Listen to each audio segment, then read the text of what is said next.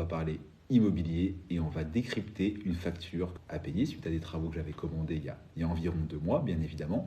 Et je vais vous raconter un petit peu l'histoire, pourquoi j'ai fait ces travaux, quelle va être l'incidence fiscale de ces travaux, qu'est-ce que j'ai vérifié avant de signer le devis, qu'est-ce que je vais vérifier avant de payer la facture, et ainsi de suite.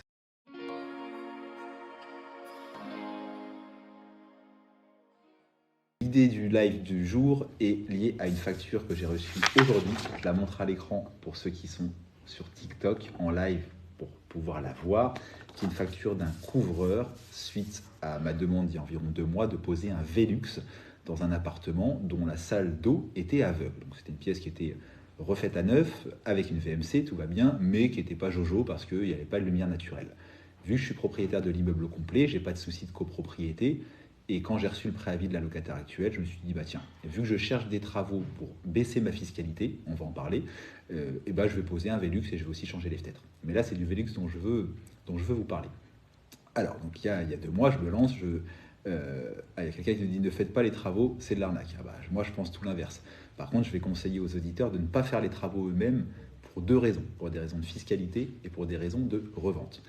Donc il y a 2 mois, j'envoie mon couvreur sur place pour prendre les cotes et je reçois un devis, un petit peu plus de 3000 € quand même, pour poser un Velux, parce qu'il y a nécessité d'une nacelle, il y a création du chevêtre dans la charpente, il y a raccord placo, fibre de verre, peinture, etc. Donc quand même un peu plus de 3025 € pour un Velux qui n'est pas très grand, un 55 par 78. Ça m'a quand même coûté un petit peu plus de 3000 €. Mais, vous allez voir qu'il y a un intérêt fiscal. C'est 3025 € que je paye, j'ai fait le chèque aujourd'hui, parce que je suis content du chantier, il s'est bien passé. Je vais avoir 1500 € d'économie d'impôt. Allez, je ne fais pas de suspense, je vous le dis direct, 3025 € payés à mon artisan, mais finalement 1500 € vont réellement sortir de ma poche pour améliorer le confort de mes locataires et ainsi de suite.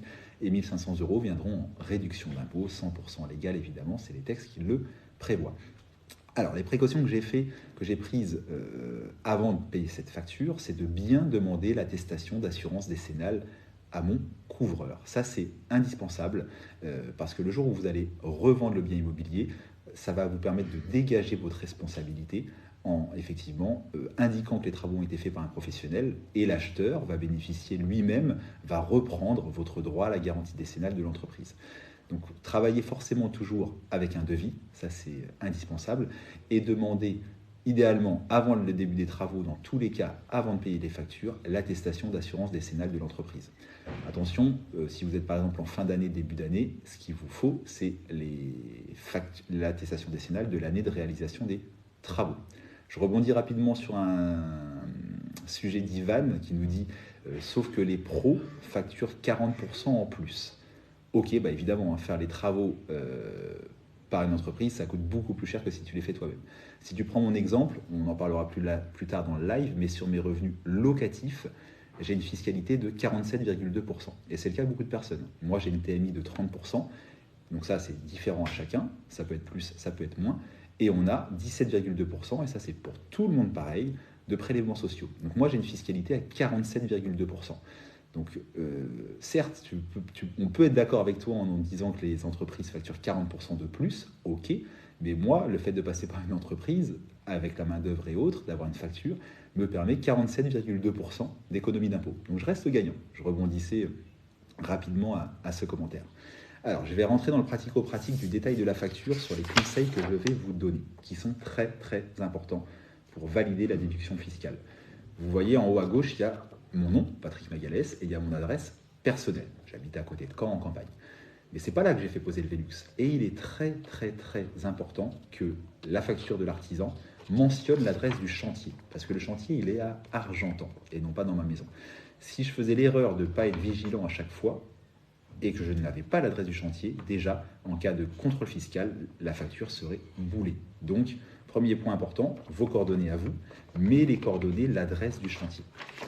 Deuxième point important, un libellé de travaux qui est bien détaillé pour bien vérifier que les travaux que vous réalisez sont conformes à la déduction possible, donc que ce sont des travaux d'entretien, de réparation ou d'amélioration, mais pas des travaux d'agrandissement ou de reconstruction parce qu'ils ne sont pas déductibles. Donc les factures doivent être bien détaillées. Ça, c'est un point très important. Autre point important, parce qu'on arrive en fin d'année, la date de paiement. On croit souvent que la date importante pour la déclaration d'impôt, c'est la date de la facture. Et non, pas du tout. C'est la date du paiement qui est importante. Prenons mon exemple. Je viens de recevoir cette facture début octobre. Mais j'aurais très bien pu attendre début janvier, notamment en accord avec mon artisan, pour la régler. Et ça aurait eu une importance sur ma déclaration d'impôt. La facture de date de 2023, je paye en 2023, je déduirai sur les revenus locatifs, les revenus fonciers de 2023 cette facture. La facture date de 2023, mais je ne la paye qu'en 2024, c'est un peu pareil pour les charges de copropriété, la déduction fiscale ne se prendra que pour 2024. On a Ivan qui nous dit « Montre-nous tes biens sur le site des impôts ». Écoute, je n'ai rien à te prouver, mon ami. Si le live te plaît, tant mieux. Si le live ne te plaît pas, tu peux aller ailleurs.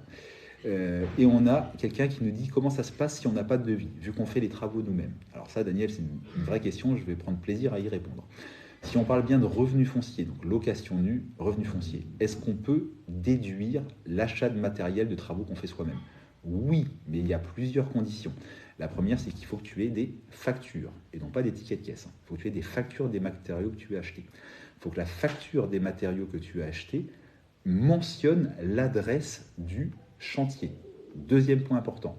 Troisième point important, il faut que les matériaux correspondent à des travaux déductibles, donc des travaux d'entretien, réparation, amélioration, et non pas des travaux de reconstruction. Je le synthétise pour que ce soit bien compréhensible pour tout le monde. Oui, on a le droit de réaliser des travaux soi-même. Oui, on a le droit de déduire de ses revenus fonciers l'achat des matériaux, mais seulement si on a une facture et non un ticket de caisse, à l'adresse du chantier et non à votre adresse personnelle, et que les travaux sont bien des travaux qui rentrent dans la déductibilité. Fred, merci.